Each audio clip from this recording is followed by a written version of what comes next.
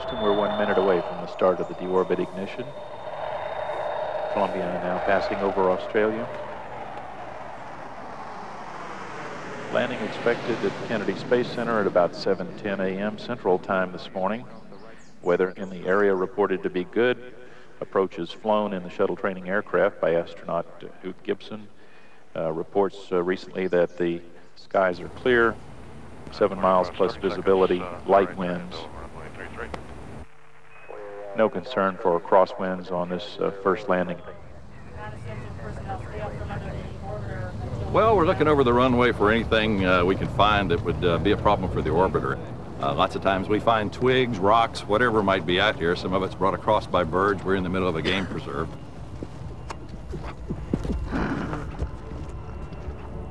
Columbia, Houston, check auto damp and item 27, please. Expected time is 0809. The shuttle is a difficult aircraft to fly. It doesn't have engines when it comes back to Earth. It has a very what we call high wing loading. It has the short stubby wings, and I guess you could say it is a low lift to drag ratio. It sinks like a brick. And it was watched with considerable amusement by members of the aeronautical fraternity who called it the flying brickyard because it had the aerodynamic characteristics of a pair of pliers.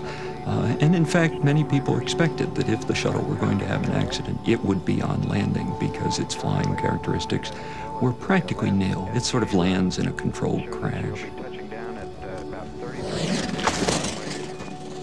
The big surprise is the sonic booms. The thing announces its arrival with this boom, boom sound of the leading edge of the wing and the tail breaking the sound barrier.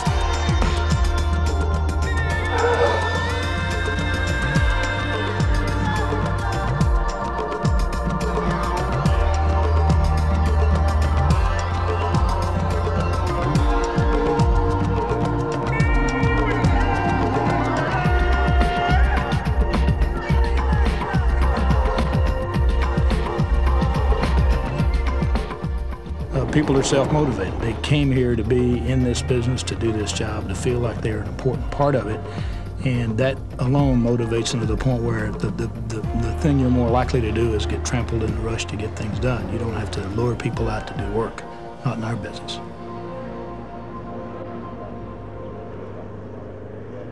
The thing is full of all kinds of toxic stuff from its on-orbit propellant system. So you see these trucks go out to so-called safe the orbiter, and that's making sure that none of these fumes are loose or can affect the ground crew or the astronauts as they debark.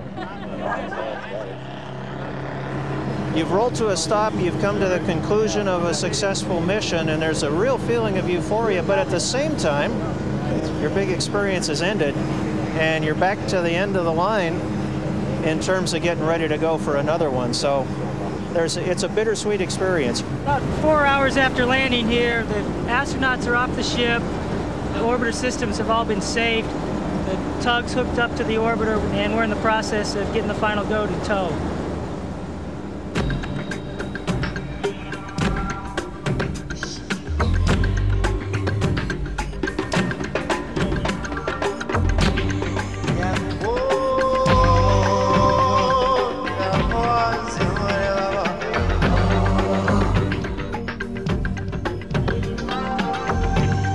shuttle was invented after the Apollo program, and NASA proposed going to Mars, and of course the price tag was phenomenal. So NASA invented at that time what it came to call the next logical step, which was to go to Mars, but do it by incremental steps. To get to Mars, you really had to launch the mission from a space station. To get to the space station, you had to have a vehicle that could fly routinely into low Earth orbit and back again.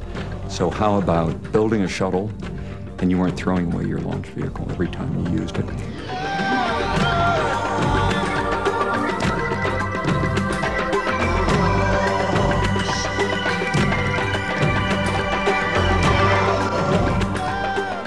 It is the most marvelous machine ever built, but there's no destination for the shuttle.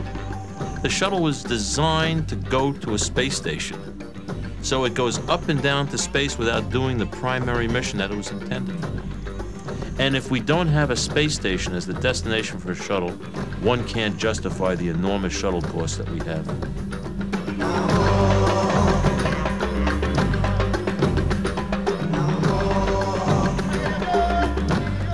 Kennedy Space Center is an incredible place where the real hardware comes together, and it produces its own set of difficulties. JSC is more cerebral. I mean, it's a paper project and it's a mental project. We think what we're going to do with that vehicle once it's flying.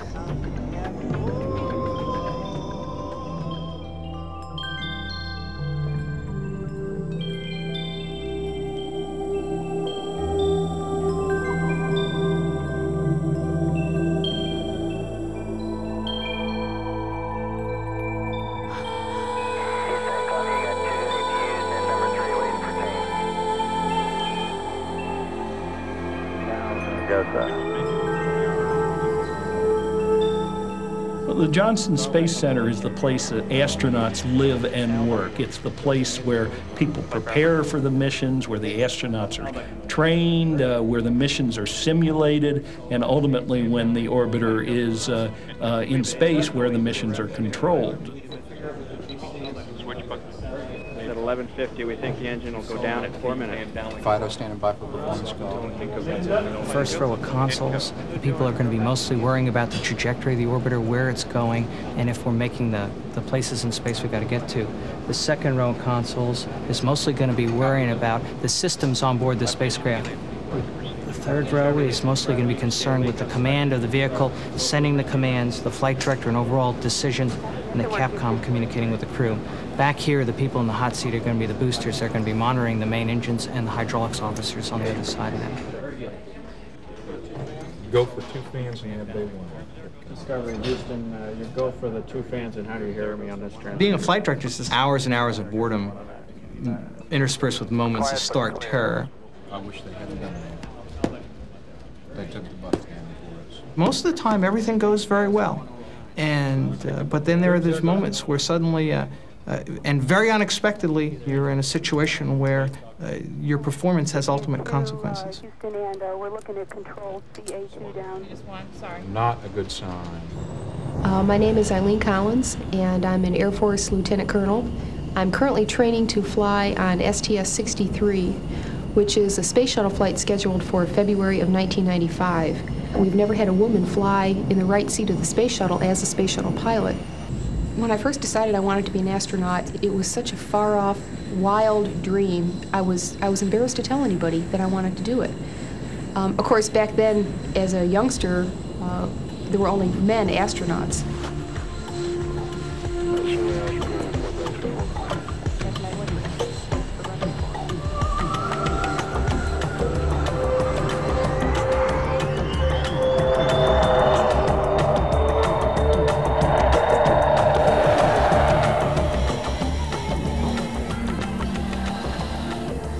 NASA 913, after this pattern, we'll be requesting departure to the local area. 913, Roger. Whenever we say we want some astronauts, we get hundreds and hundreds, even thousands of applicants. It's easy to go fishing in a pool that's this deep, you know. We pick 20 or 25 every couple years, are superb individuals. Maverick isn't exactly what you want, and you don't want a computer nerd or something. You don't want somebody that's very, very good in just one subject and not broad. So what we look for is somebody who is, of course, intelligent and willing to work hard and, in fact, subvert their own desires for somebody else's, because in many cases you carry somebody else's science up into orbit and do their work. Somebody who can get along in a team situation and behave pretty well in an emergency.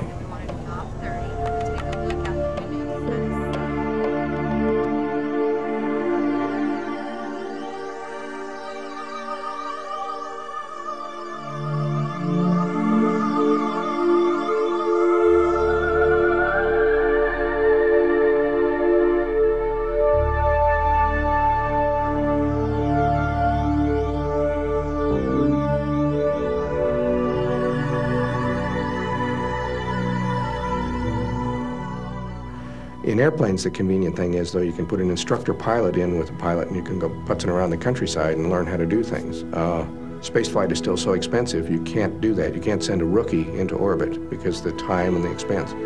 So we try to recreate the environment on the ground. It catches itself.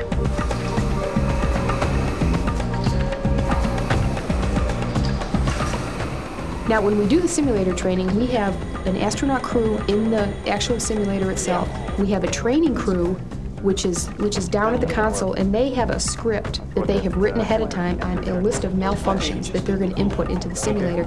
And then we have flight controllers over in mission control, and they don't know what kind of malfunctions are coming. And the astronaut crew doesn't know what's coming. Okay, we're in Flight Control Room 1. We're about to start an integrated simulation. We're about to launch Discovery. Copy, liftoff. Roger, roll, Discovery.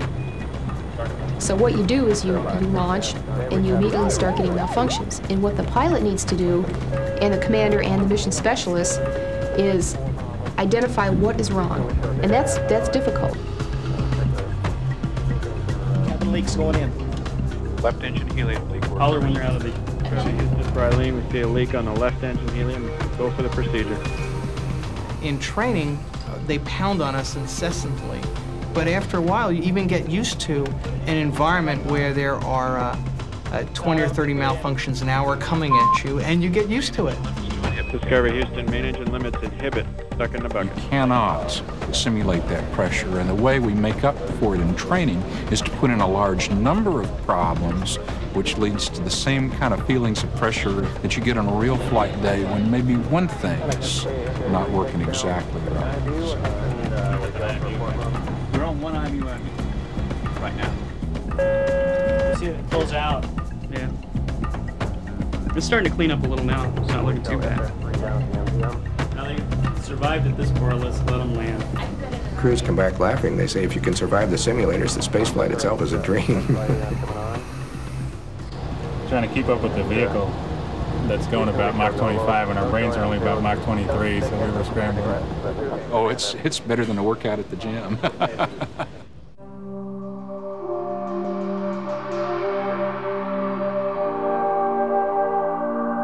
Spaceflight is a unique environment. It starts with the lack of apparent gravity. When you're taken away, you're in an environment now that my system was not designed to be in.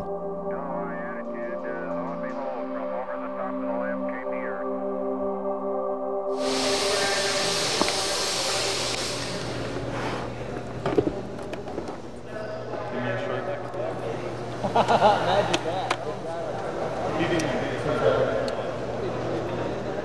And even if you had all the money in the world, you cannot simulate zero gravity. So, and that oftentimes presents the biggest challenges when you get up there, is dealing with that and operating in that environment. Flight prep, 150, that's correct. Up there, you're on a different time. The sun goes up and down every hour and a half. And depending upon your kind of work and sleep schedule, you have a different form of time up there. Ready? Right now, what we can identify is that there are risks, both for things such as bone loss, muscle loss, equilibrium changes, blood pressure changes, heart muscle changes. We're trying to see what those risks are. I'm ready to go to work. Like the cardiovascular system, it doesn't have to move blood uphill, it doesn't have to move blood out of my feet to get up to my heart. And bones, after a long period of time, they become more porous and they start to go away.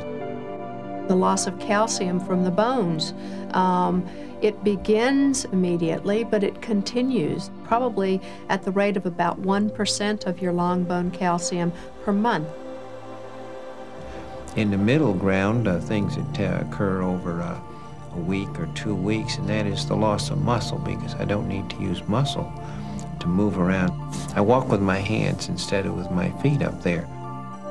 Everything takes longer to do when you first get up there, whether it be going to the bathroom or preparing and eating your meal or getting ready to exercise on a bicycle that we carry up there or anything. If I'm sitting here in this room and I were to drop a pencil, I would begin looking on the floor and the tops of the tables and the tops of the chairs in the room, but in zero gravity, the pencil could be floating right here behind my head, and I could spend, minutes looking for it until some other crewmate says, well, turn and look, it's right there.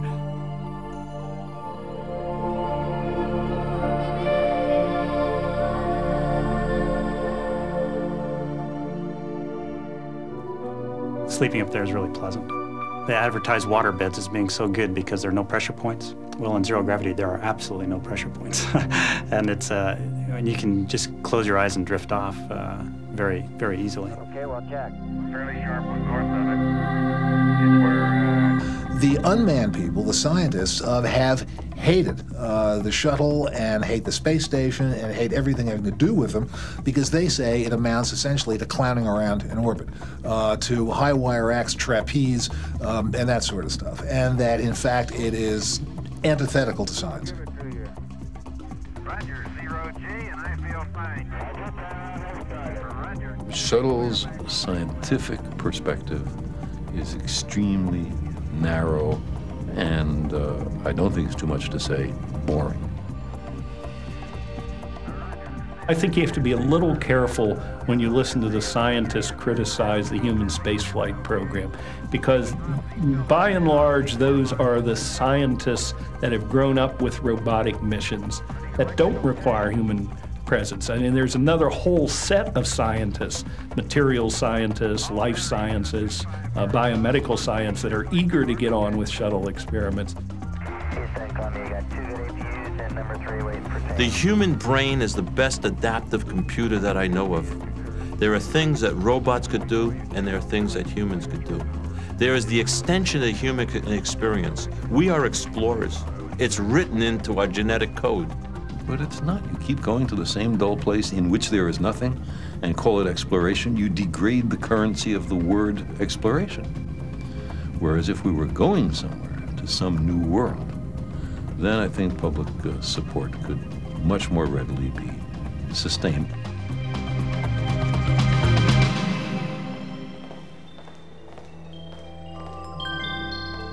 We are lost in an obscure backwater of space and time, a small planet that goes around one of 400 billion other stars, located on the periphery of a minor spiral arm of one of 100 billion other galaxies.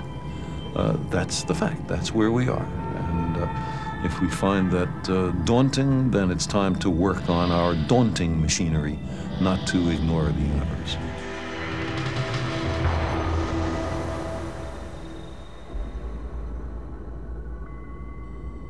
Hubble is an incredibly beautiful, it's an aesthetic kind of spaceship.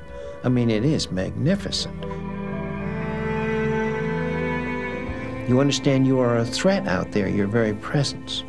Rubbing and touching anything produces contamination by definition. You flake little things off, dust off. You try not to touch anything. We were trying to turn work into art. Just how good a craftsman can you be?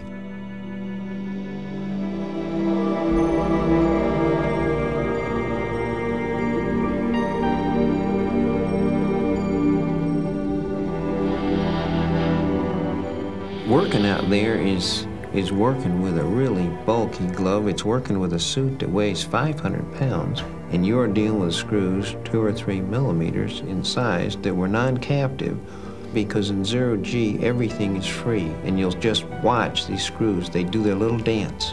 Every time you touch one of those things, you impart energy, and it starts a dance.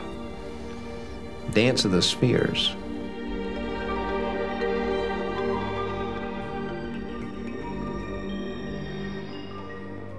I remember waking up at 2 or 3 o'clock in the morning and turning on the television, seeing Story hanging out on the edge of the Hubble with Australia up under him. It's probably one of those one-in-a-lifetime things. When I get to be an old guy, I can see myself with my grandkids on my knee telling them about, remember that big telescope up there? I helped train astronauts to fix that.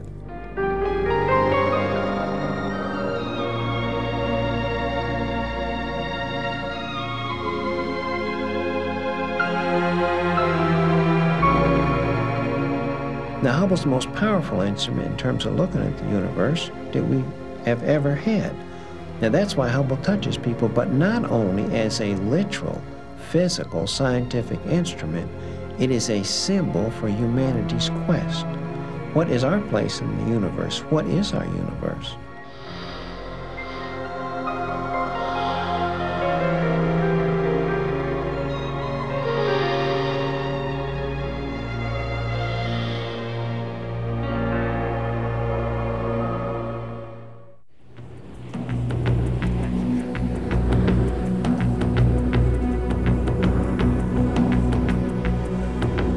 I thought, well, the shuttle will just be another easy system.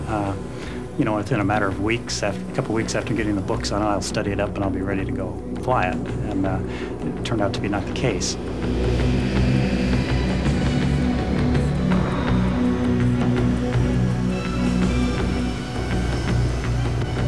The aircraft is a highly modified Gulfstream II, flies almost exactly like the space shuttle. The performance has been modified so it descends like the space shuttle. The same descent rate, the same type of drag.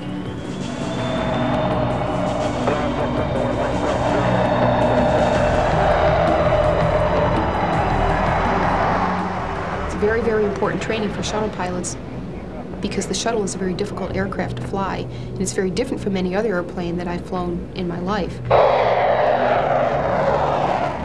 We have an instructor pilot in the right seat who gets the airplane up to about 35,000 feet. And at that point, we put the engines into reverse, and you're rapidly on your way down to Earth at the rate of 22,000 feet a minute. Commercial airlines, you come in at about a 2% glide angle coming down. Shuttle comes in 22%. That's going downhill real fast.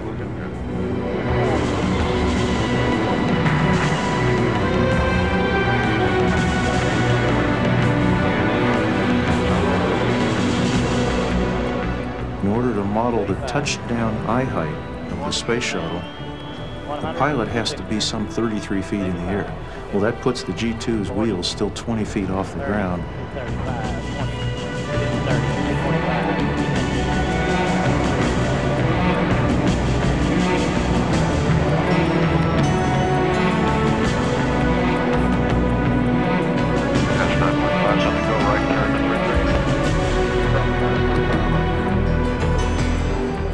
Before you fly as a commander, you typically have about 1,000 approaches, and you get about 10 a flight, so about 100 flights in the shuttle training aircraft. It's a really nice process coming back. When you hit the Earth's atmosphere, you're doing Mach 25, or about 18,000 miles an hour. And the way you slow down is by pancaking, or sort of speed braking the orbiter into the Earth's atmosphere. And that's why the tile are so critical on the bottom, is that they absorb that heat. 5, 6, 7, 8, 9, 10, 11. Okay, that's it. Lower surface tiles can protect up to 2,500 degrees. It is sometimes hard to believe that it protects it like it does. It's strictly real thin aluminum underneath, that's all it is. 113, 115, 7, 106. It's a giant jigsaw puzzle that has 35,000 different shapes and sizes of tiles. Next row. 12, 20. The tiles were masterpieces of thermodynamic engineering, but they were also a nightmare for developing and building a new vehicle. There were 31,000 tiles on the first shuttle on the Columbia. They all had to be put on by hand. And it did seem like an endless job, like something we would never perfect. They were so fragile. It seemed like every time you were working on them, something went wrong. It took a total of 670,000 hours to put them on, 335 man-years. The worker could install about 2 in a week. It was a nightmare.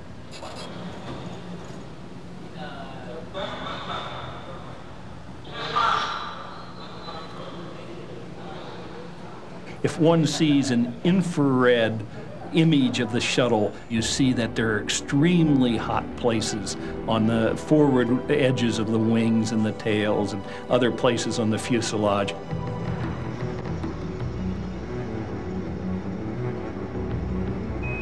We got quite a light show out here right now. It was really like flying inside of a neon tube. We were looking out through there, and all of a sudden this glow started at about 300,000 feet. There's this nice, soft orange light that surrounds the vehicle. It doesn't look all that hot, but it's there because it is hot. We're sure looking at 2,000 to 3,000 degrees right outside the window. It was awesome and very impressive, and it worked. In the Apollo days, when the capsules came in, all the heat protection burned off. But what we do now keeps the astronauts safe. Without us, it doesn't come back.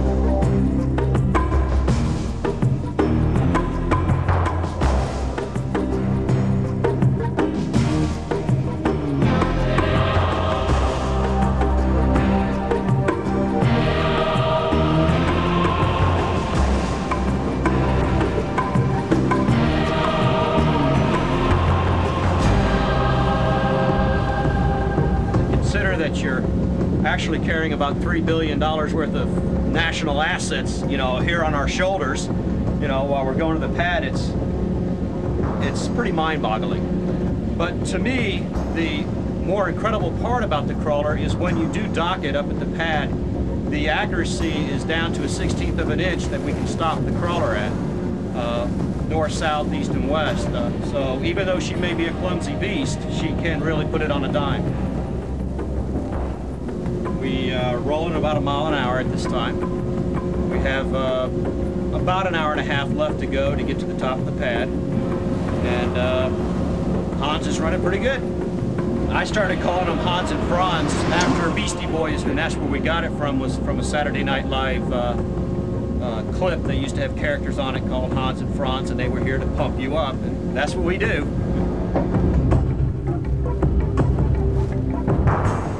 When we developed the shuttle, we used the old facilities that had been created for Apollo and adapted them for shuttle. It's very much a cobbling together of budget-driven design compromises that we see. It was a learning process of old technology, new technology put together to try to define and place how we can go on from here to do it more efficiently. There are something like 30,000 people involved in getting a shuttle ready for launch and launching it. That's no way to make it cheap. The idea that we could have done that somehow for $10 million a throw just boggles the mind when you see what actually happens.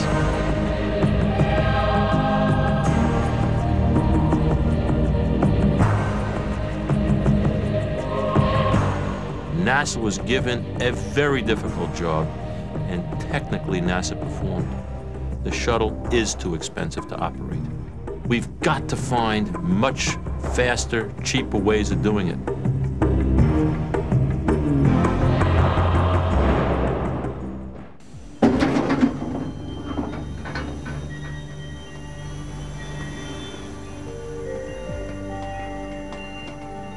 After the fueling is complete, we come out here with a team called the ICE team.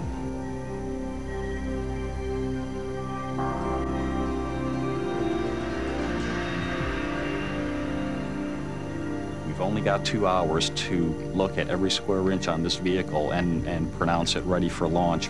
We are well aware that there's over 2 million pounds of solid rocket fuel in the boosters and over 500,000 gallons of cryogenic fuel in the external tanks. So it is a hazardous operation. There is potential for major problems there should anything ever occur. So all the team members are volunteers.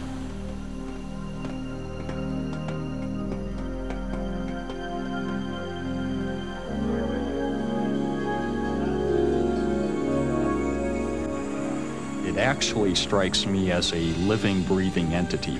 It makes sound. There is the hissing of purge gases escaping, the popping of valves opening and closing, the rumble of the burn stack as we burn off the excess hydrogen. And so you get this impression that it is ready to go and it's catching its breath, waiting to jump off the pad.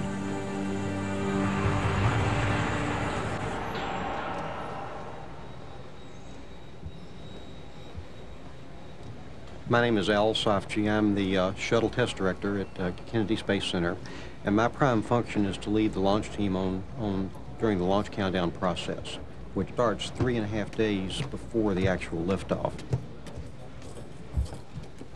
The final hours of launch start approximately 8 to 10 hours before launch, and we come in, we check the weather, make sure we have good weather, we check with all of our systems and all of our support areas around the world and make sure that no one has a problem that would prevent us from tanking or launching.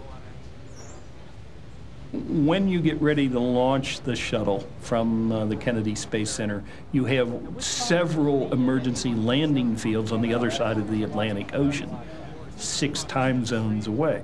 And so if it gets too late in Florida, that means it's already, particularly in the winter, dark in Spain or on the coast of Africa. And so you can cancel a launch because your emergency landing sites are in darkness.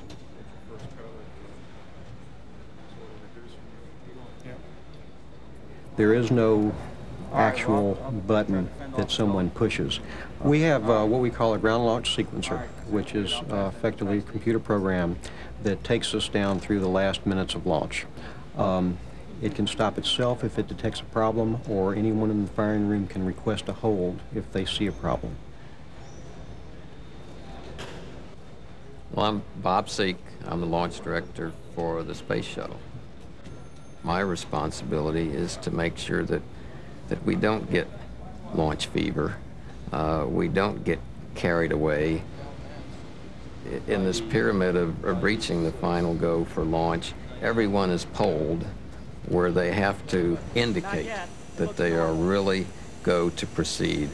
NASA Test Director, this is ICE Team, Channel 232. We're complete on the FSS 215-foot level. Everything looks fine.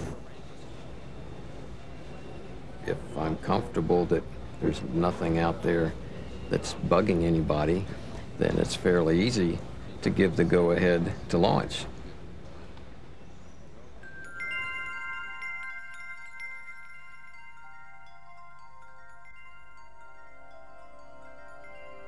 Believe it or not, I'm not a risk taker, and so I try to minimize risk, and I look upon launch as one of the riskier parts of space flight. Maybe in the future you'll be able to beam me up there, beam me up there, Scotty, and I would accept that. The count goes down. You hear T-minus 31 seconds. The onboard computers kick on. You start to get a rush. The last few seconds, the launch count, there's a lot of dynamic things occurring on the shuttle. Things are powering up, pumps, engines. You hear the engines kick on. You can see the large steam cloud rise, and then you hold your breath for a few seconds, praying that those solid rocket motors were going to go. And that 6 seconds seemed to last for an eternity because The vibration was so high you could feel the shuttle just straining against the launch pad. You think it's going to shake itself apart, and let's hurry up and light solid rocket motors. Come on, let's go. And then bang, at 0 when the solids light. When those kick on, you're going to go somewhere. The shuttle will not stay at the pad.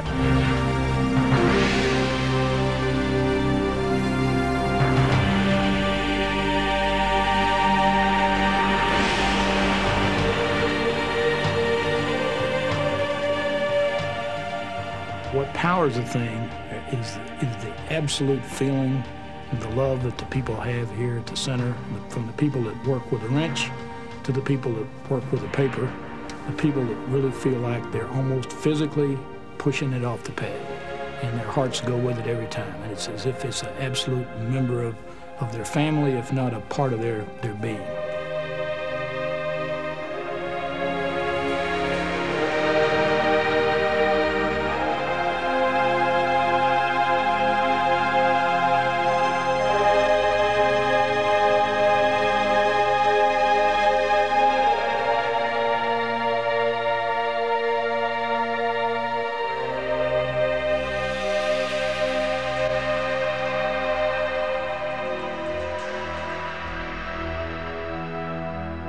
Launch is very fast, it is very violent, it is very noisy.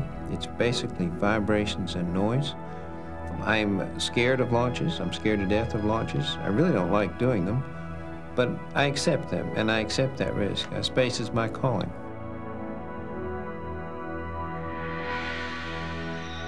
The vibration was so tremendous inside the cockpit that those gauges kind of blurred. It was like, well, it's a good thing I've trained so long to study these gauges so I can't read them now. In the space of about 1 minute and 45 seconds, we're traveling faster than the fastest rifle bullet. We're above Mach 3. What will we do if we lose an engine at this point? Will we return to Kennedy, or will we continue to Africa? Or will we go to Spain? Or, will we have to dump fuel from our orbital maneuvering engines if we lose an engine at this point, or not dump fuel? And what orbit will we go to? And, so there's all these things that you have to be staying ahead of the vehicle on, thinking if the next malfunction occurs, what do I do? After 2 minutes and 12 seconds, you're off the solids and you're onto the main engines. That's a smooth ride. It is a bit of a relief to know that they're gone. And you figure that the main engines have been working just fine for 2 minutes, no reason they shouldn't for another 6. So you're feeling pretty good at that point. It takes approximately 8.5 minutes of powered flight from liftoff at the pad until you're going 17,500 miles an hour. When you're on board, that's a very exciting ride. It goes by very quickly. When you're sitting in a management position, that is the longest 8.5 minutes in the world.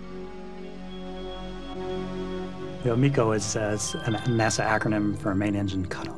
MECO, main engine cutoff. So you always hear MECO, and there's great smiles that go up in MECO, particularly if it's a safe MECO.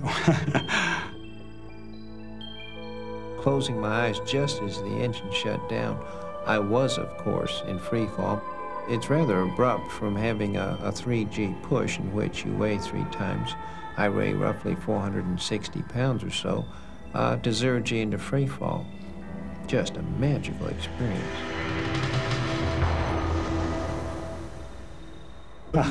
It's euphoria on board. It's euphoric. There's just the whole crew lets up a cheer. I'm not sure if it's an unspoken thought in everybody's mind or just sheer joy of being there, but it's certainly a little bit of both, We're alive and we're in orbit.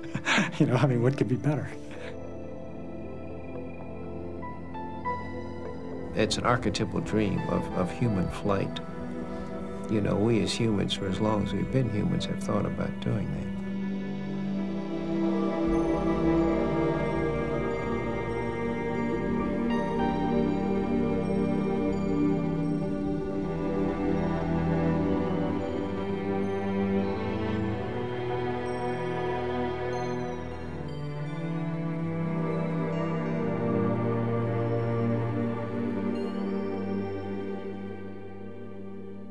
An insurance salesman called me up. I surprised him. I said, yes, I am interested in life insurance, what he called. And he said, oh, great. You know, I could tell it's probably the 1 in 100 that he'd got that day. And I said, how old are you? You know, and do you smoke? No, good physical condition. Yes, you know, and great. And what's your occupation? I said, well, I'm an astronaut.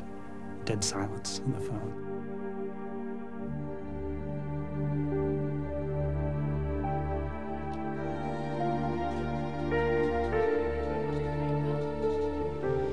Without a doubt, the hardest part is what I do and what I enjoy doing. Is it worth the risk to my family?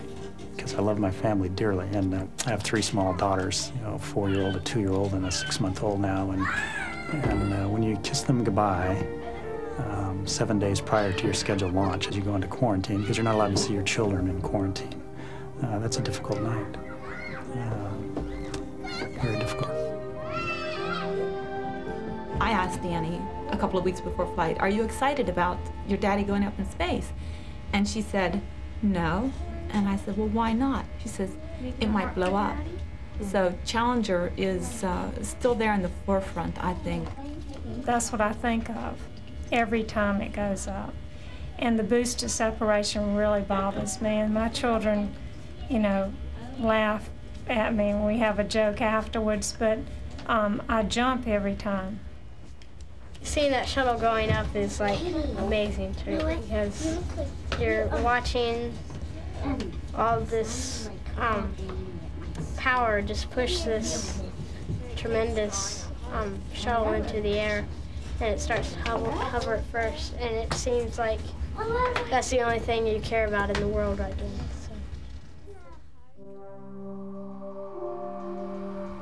It's an incredibly dangerous business. You're trying to lose so much energy in such a short period of time. You're using such sophisticated techniques and procedures and equipment. We're going to lose people. We're going to lose more people. I think it's only through the dedication of all the fine folks who work in this business we haven't lost more already.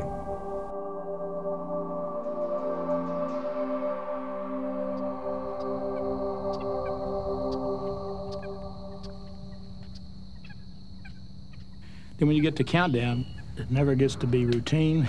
It never gets to be old hat. You can't help as a human being not to have that nagging feeling that, have you ever done enough? You know, have you ever really done enough?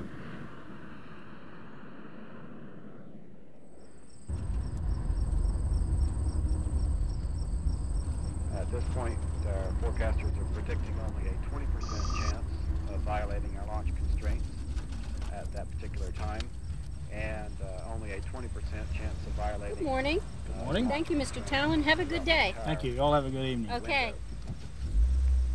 Get it up. All right. We expect to have some scattered clouds.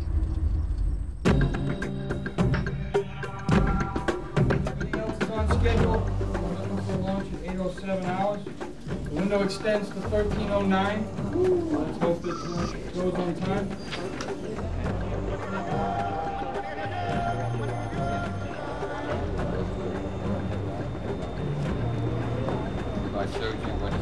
We've loaded the tank and we're replenishing it, keeping up with what we call the heat leak, because it's not a perfect thermos bottle. So we have to keep adding a couple 100 gallons a minute of hydrogen and oxygen to the tank.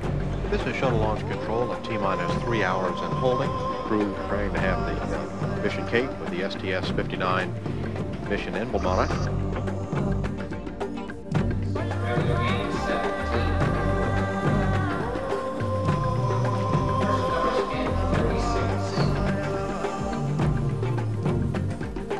Shuttle Launch Control.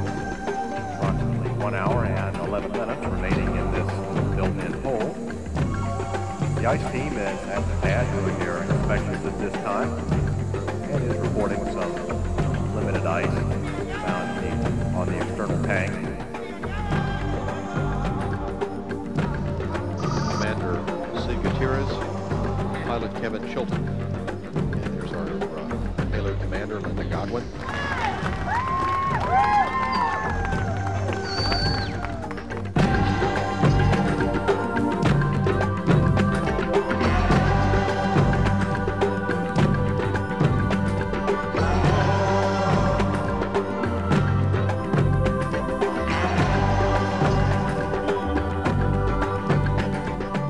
It is a strange thing. You do all this sophisticated training, you have all these people who do all this high-tech preparation, but it really does come down to a few people who take you in a bus out to the launch pad. They do strap you into this vehicle. And then you know that anybody in their right mind gets way the hell back away from this thing, at least 3 miles, and leaves you alone out there with all of this high explosives, and makes you think very hard about doing this job. Now on the way to launch pad 39A in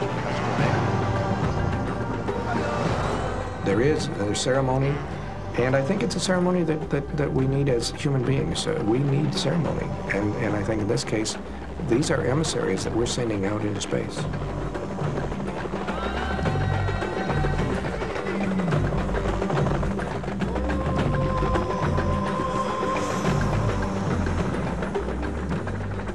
Yeah, well, and the excitement in the bus kind of builds too as we're coming down. I can remember going out and people saying, "Okay, one more corner." We'll turn. Oh, you know, look at that! Isn't it marvelous?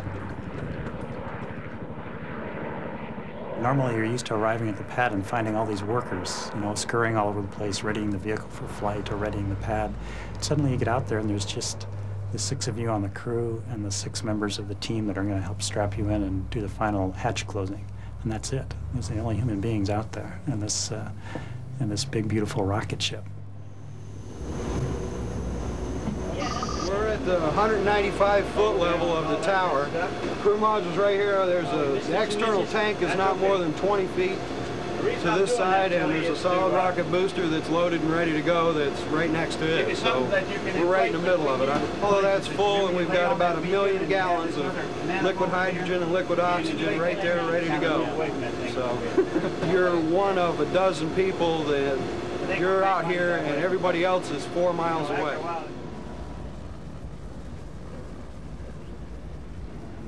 OTC Endeavor. Go ahead. Yeah, we'd like to confirm with Houston that RTLS is nominal aim point and runway 360. This is Shuttle Launch Control at T-minus 2 hours, 6 minutes. Mission Specialist Tom Jones is now being prepared for boarding Endeavor. There you go. Okay, we got you now. At this point, you're kind of numb to the whole thing, I think. You're just excited a bit and looking forward to getting in and strapped in and settled down. And it's a bit uncomfortable like this. Kind of laying on some valves in the back of the suit, but it's not too bad for the first hour and a half or 2. As you approach a little after that, you start getting a little uncomfortable with sometimes back pain. So the quickest way to get comfortable is to launch, you know. If you scrub, it takes them about 40 minutes to get back out here and open the hatch and take you back. But if you launch, it's only 8.5 minutes to 0 G, so that's the most comfortable end of the deal. You get into that one where I'll put your booties over there.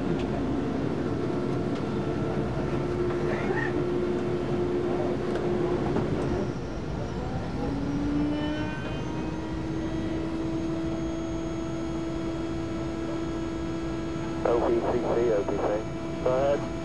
Yeah, we'd like you to turn the portable O2 back on. Copy. Good morning. How long have you all been cooking this morning? The beans have become such a trademark to what we do here. It's like fish and loaves. There couldn't have been enough to go around, and it grew and it grew, and now it's a tradition, and we feel like the beans are part of our luck, and the beans are also part of the celebration.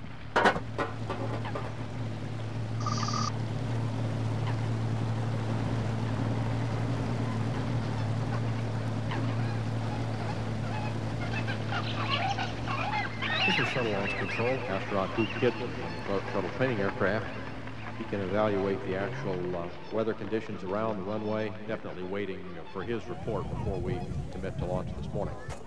I think that people become addicted. They go back time and again to watch them, you know. The people who live down there get up at all hours of the day or night when there's a bird about to go. You know, all the cars stop and watch it go. The observance, it's almost like people going to watch the king bathe. It is kind of a religion. I mean, it's like people are watching human beings leave the earth, and it's a process that they want to be a part of. It's kind of like our Super Bowl day, and we're all hoping and praying and a little bit nervous. KSC area is clear for launch. Copy. Still targeting 7:05 for our liftoff time. Yeah, it's clearing up nicely.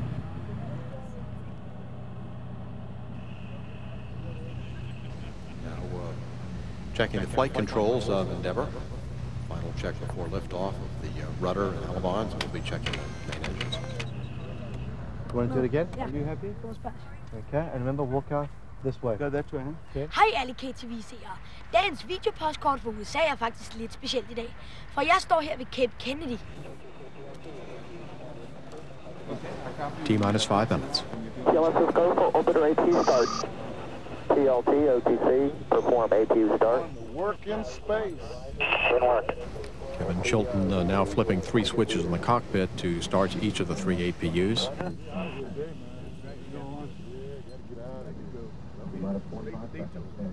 Oh, Black College Union.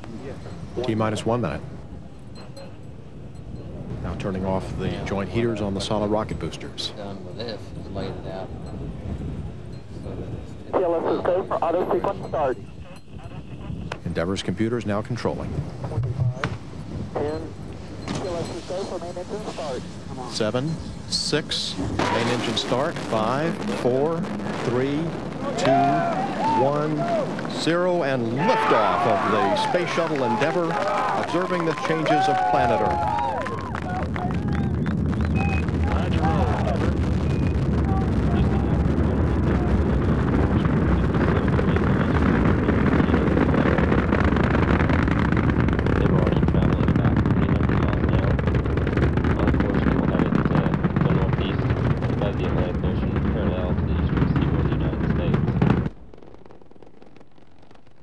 Speed now 1,000 miles an hour, 5 miles downrange. Endeavour, go with throttle up.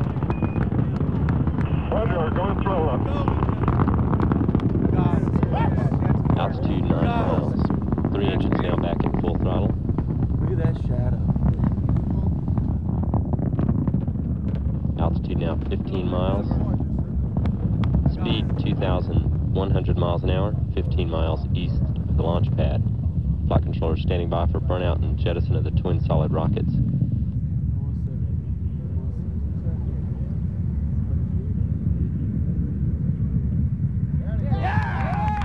Good solid rocket booster separation confirmed.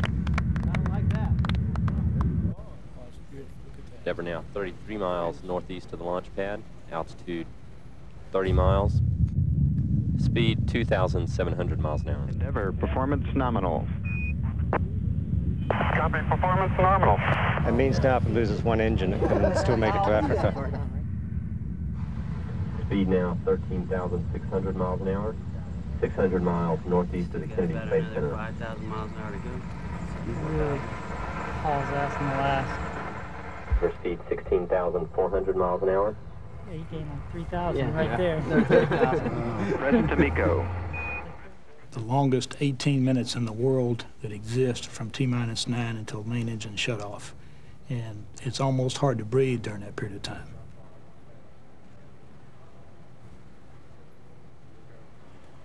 Booster officer confirms the good cutoff of the main engine. All right. Yes. All right. We're there. Congratulations. Floating. Good job on the engine, buddy. Nice job. Good job, Neil. Yeah. Hey, nice job. Good job, buddy. We're up there. Everything's uphill, we call it. You work for months, 2 or 3 months on an orbiter to get it ready, and when the engines light up and it fires off the pad, it's just like you feel it right in your gut. It's absolutely perfect. It's beautiful. Couldn't be better. I mean, everything worked. No fits, funnies, fails, or falls. Hey, JB. Well, it's a tradition at least, and when you got something working for you, don't change it. He's honed in on your beams here.